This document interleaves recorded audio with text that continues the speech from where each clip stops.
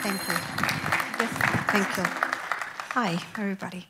Do you remember the swinging 60s, the contouring game of Twister, go-go dancers, the Jetsons? Even millennials can relate to the atomic era thanks to TV shows like Mad Men and Astronaut's Wives Club. Fashion magazines today feature the latest in retro and bohemian style. October is Mod Month. Modernism is flourishing. For me, modernism was an integral part of my life. I never really noticed it.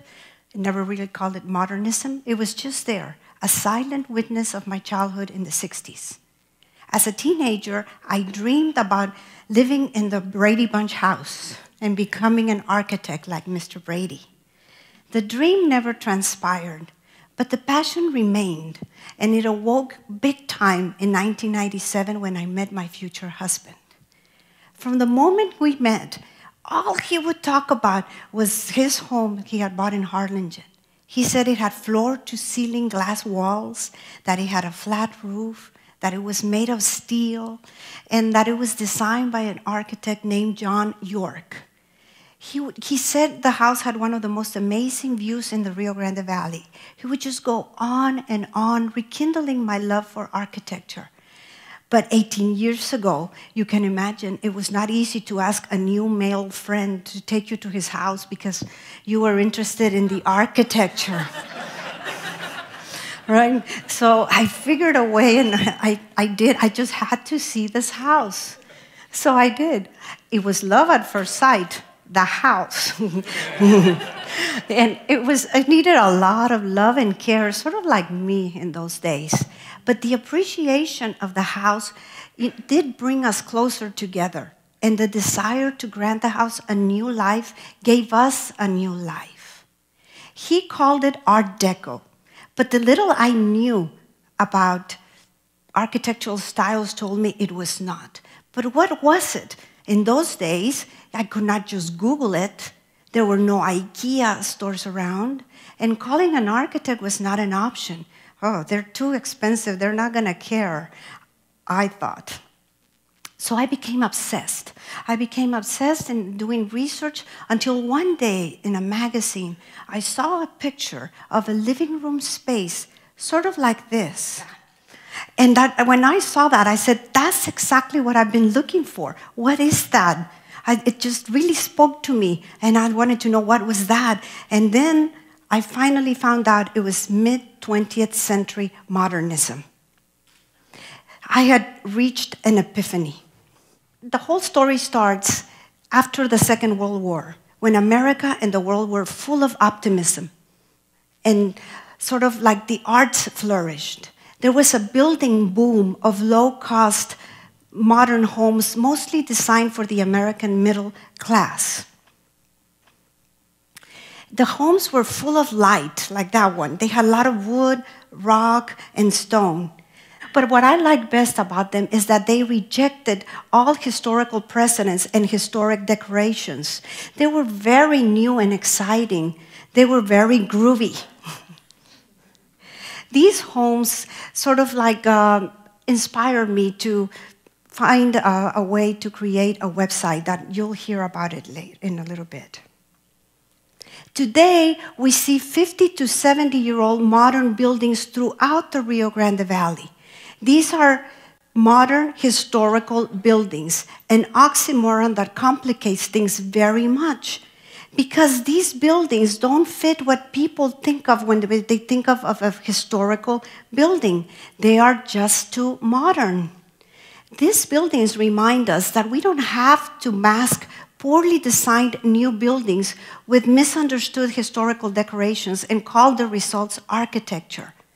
They remind us that we, especially our architects, are capable of imagining fabulous buildings that are suited to our culture and our climate.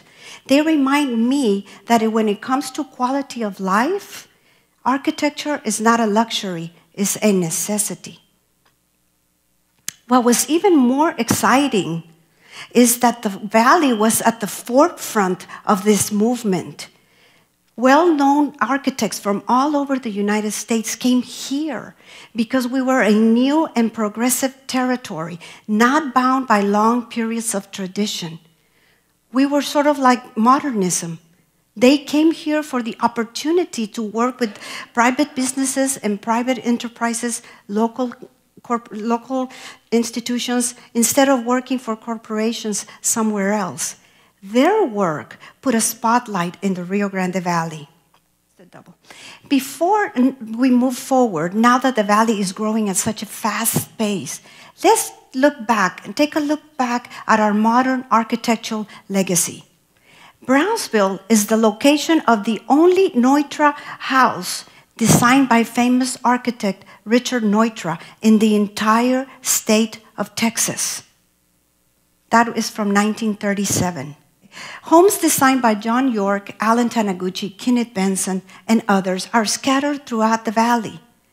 Let us remember that all of these homes were built on rock-bottom budgets, and they were built here in South Texas on the border with Mexico, both sides of each nation considered marginal and isolated and not true to American or Mexican culture, but a watered-down version of both. Yet, we attracted critical recognition from the mainstream media in both nations. The American Institute of Architects bestowed a design award on the Civic Center in Brownsville, Fort Brown Memorial Center in Brownsville. Progressive Architecture awarded a design citation to the St. Joseph's Academy Gymnasium. Time magazine featured that same gymnasium in an article titled America's Schools of Tomorrow. The Wynn House in McAllen received a Texas Society of Architects award in 1966, a design award. This was the only time in the history of the valley that locally designed buildings received such recognition. Earlier I said I grew up surrounded by modernism. That is because I grew up in Matamoros, Mexico, in La Colonia Jardín. After my modern epiphany, I got married. He convinced me, and I moved to Harlingen, to the house that started it all. The house is located in an exemplary mid-century modern neighborhood called Laurel Park. Within a short time, I met other modernism fanatics. And you know, we started getting together and talking about what was happening in the modern world. And one of them was Mike Daly, and another one was an architect named John Piercy, who had just finished restoring the house across the street from mine, a John York house, which is right here in this slide. In 2002, we hosted the first Lower Rio Grande Valley chapter of the American Institute of Architects. All of these events and all of these people told me that there was a whole culture of modern design that included Brownsville, Harlingen, McAllen, the entire valley, even La Colonia Jardín. I created rgbmod.com because I had to share these fabulous new buildings, modern buildings with you. I want people to appreciate them and to preserve this architectural legacy that was bestowed on us. I want us to reconnect with architecture. I want, for us to appreciate architecture. It is closer and much more accessible than we think.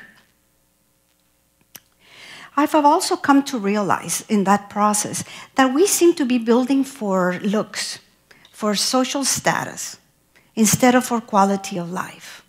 I have noticed we build sort of like to keep up with the Joneses at every level, and not for sustainable and healthy living. Have we lost the focus of building and preserving architectural legacies?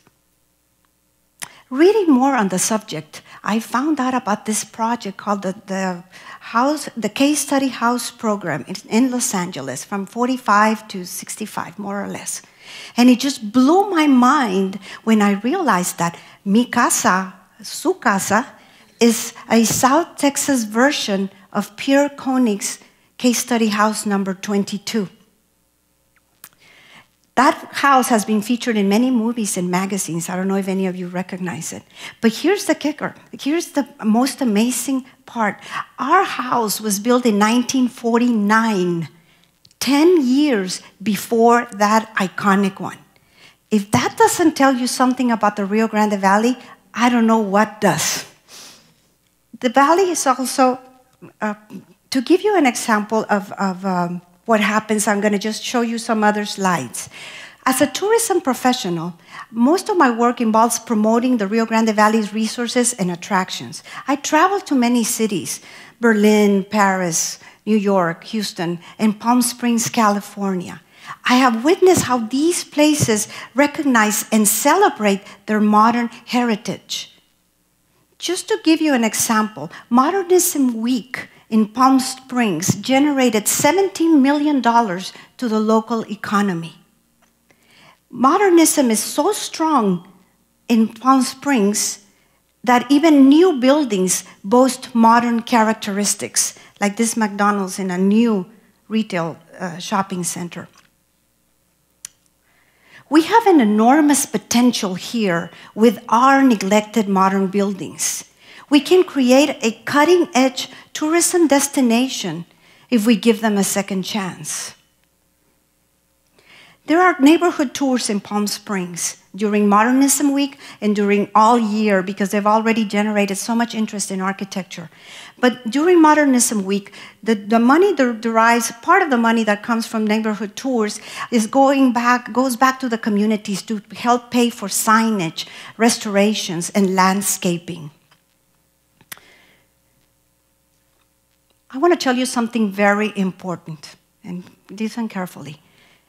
With the exception of Brownsville, Hidalgo, Roma, Rio Grande City, nationally recognized architecture in the Rio Grande Valley derives solely from the modern era. Just think about that. I invite you all to identify historical buildings and give them new life, especially those that have architectural significance. Believe me, lives will change, I guarantee it. But from personal experience, I can tell you that modern buildings have an amazing energy. They're rejuvenating and they're very groovy. I see modernism everywhere. I don't know about you guys, but I love this new auditorium, the Performing Arts Complex in Edinburgh at UTRGV. It has a heavy influence of mid-century modernism. The Macallen Public Library is another example of how repurposing a building can change lives. This project, which is a modern project, made headlines everywhere. People still talk about it. It's beautiful. Here, hundreds of cities, it's very common everywhere in the world. They struggle with the preservation of modern buildings. They struggle just like we, but we are no exception. We have already lost mid-century modern landmarks, such as John York's Fairway Hotel, Hugo Newhouse's McAllen State Bank, and Zeb Reich's Old Central Fire Station. The McAllen Civic Center was designed by one of Texas's foremost mid-century modern architects. It is also featured in the book Buildings of Texas, Central, South, Gulf Coast by Gerald Moorhead. The steel frame construction, the numerous landscape patios that promote an indoor and outdoor continuity, the park-like setting are just some of the building's mid-century modern attributes. Because of these attributes, it is possible to preserve the architecture, preserve the magnificent auditorium, and repurpose the other areas in the complex. Maybe, just maybe, here today we have a second chance or a chance to give us a closer look to our modern architectural legacy. One thing I can tell you, we cannot afford to lose another modern building. They are a quintessential part of our history.